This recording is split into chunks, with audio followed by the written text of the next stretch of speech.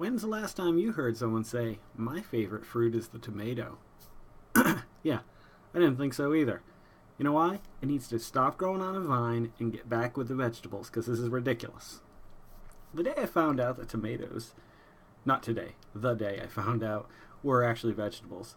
I mean, I was young. I was probably like 12 or 14 or something like that. But I remember thinking, no, that's not right. Tomatoes are gross. Funny thing is, I like just about everything made with tomatoes. However, I just don't like tomatoes. Like, I don't, like, if I have a salad, they better be real small in there. I just don't like tomatoes. I don't like them.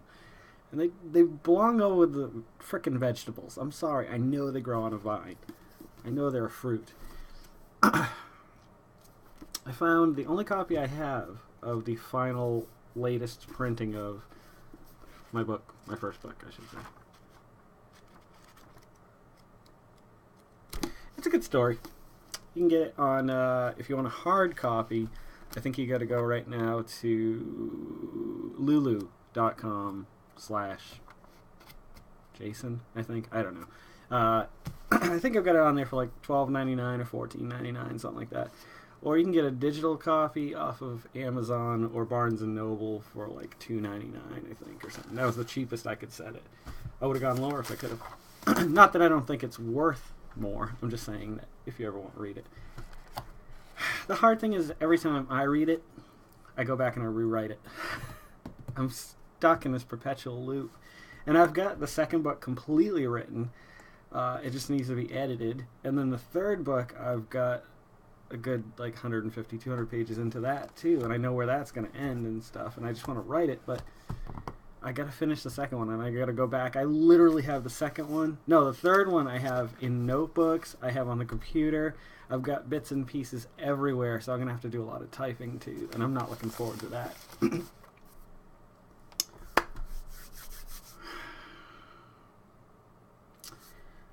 It's funny, like, sometimes when I hear something on the radio in the morning, I write it down, but I don't quite remember exactly why I wrote it down. There was a reasonable preacher on one of the Fox news stations today on the radio. He was pretty. He seemed like a decent guy. Like he wasn't shoving anything down anybody's throat. He's just saying this is the way he'd like to see it, but he totally understands that, you know, there is no perfect world and nobody's going to have everything they want to get and stuff. So, but he was still talking about how he's still against any other kind of marriage except for traditional marriage. And so then he started, what did he say? I can't remember how it came up, but he started complaining, or the interviewer started complaining about the amount of unwanted children and all these, like, babies that go to all these, you know, foster homes or orphanages and so on and so forth. And I'm thinking, you know, the answer's right in front of you. Just support all types of marriage, and I bet you there's a lot of families out there that would actually like to adopt, that if given the opportunity to have marital status, would adopt, you know? Oh, it boils my blood sometimes. This guy was really easy going, though. I really dug him a lot. However, I flipped a few times through.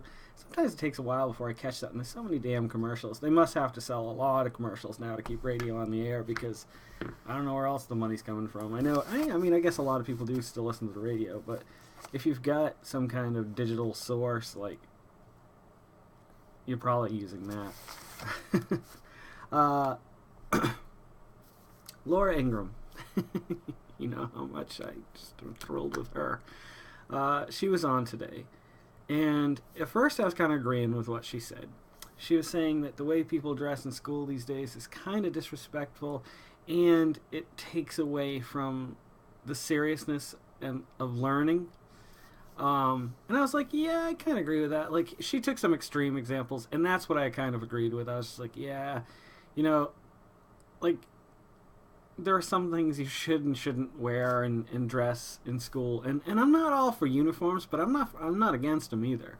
Like, I remember wanting to be an individual, Wow, that's rough to say, and you know, dress the way I wanted to dress, which was exactly like everybody else, or not everybody else, but it's just such a funny thing. Anywho, like, okay, I got that part of it. I was like, yeah, I can see that. Like, maybe there should be a little bit more of a stricter dress code. Like, it doesn't have to be super formal, but just something like, you know, a belt is required, or like, you know, you can't wear certain shirts that might offend people or whatever. Like, I know there's the First Amendment, but like, you're in school, like, you're there to learn. You're not there, like, I sound like probably like a lot of parents out there that, because this is the opposite of what I would have said when I was a kid. Like, I would have been on the other side of the argument. But I can't help to think that, like, you know, dress code could, or uniforms could really change the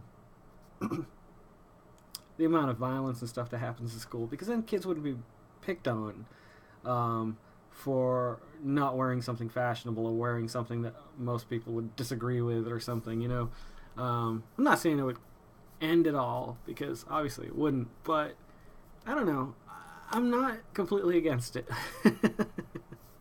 Then she's like, and then you got these kids walking down the hall, these 15, 16-year-olds with tattoos of their girlfriend's name. Why, you're such an idiot. It's going to look like a, she used a very derogatory term. I can't remember what it was. It was like, mentally challenged, like, and it was just like, oh, like, first of all, they shouldn't be getting tattoos at 15 and 16. You better look at the parents at that point. Because I always think with tattoos, like, personally at least, if I think I know I want to get something, I sit on it for at least a year and I redraw it a few times and just see what comes of it by the end of the next year. And if I still want it, then I put it on the back burner until I have money, which is very rare. Very, very rare. And she just started going off, and like, then she even targeted like Hispanic kids, because they had a sound clip of a Hispanic kid, or at least he had a Hispanic accent, and she was just like, she said something. I think she caught herself after she said it, because she kind of quickly turned the corner after that. I can't remember exactly what it was. It was maddening, though. It was just like she basically called him stupid, because all he was saying, it was probably what I said when I was a kid. We just want to be able to allow to be dressed the way we feel best represents us and our individuality and our, and I do agree with that, I do. But like, he was saying it, and she was like, you have no individuality. You look like everybody else. And she was just, that was kind of the thing she said.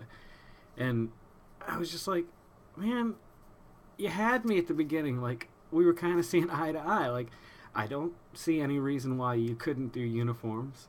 I know, but nowadays, everybody, and I will say this, like, she did nail it on the head with some things. A lot of people just feel entitled. Like, and I know that's a very conservative type thing to say, but I don't mean it in that sense. Like, I do think,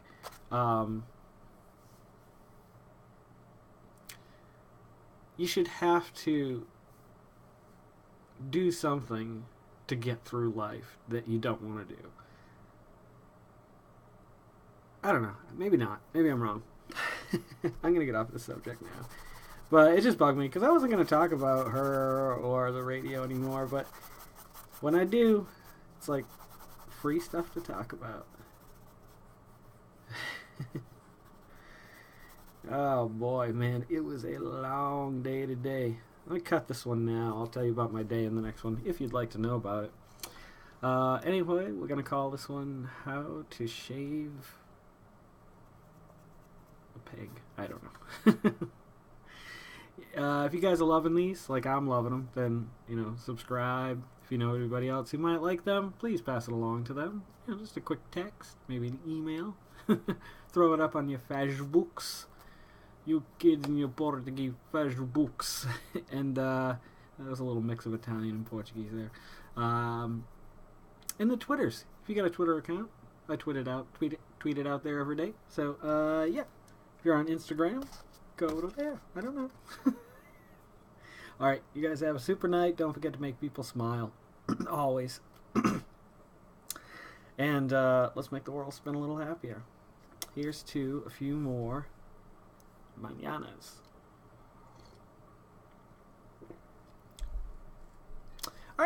catch you in a few, or on the next episode of The Road to 40.